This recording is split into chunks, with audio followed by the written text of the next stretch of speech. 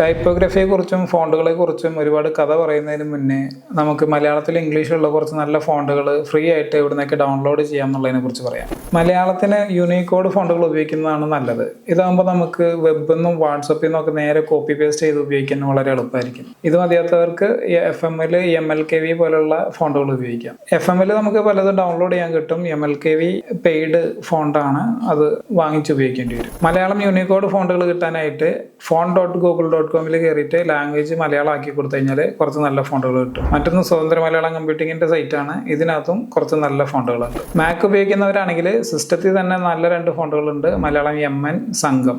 Mac ഉപയോഗിക്കുന്നവർ സ്വാഭാവികമായിട്ടും അത് ഉപയോഗിക്കുന്നുണ്ടാവും.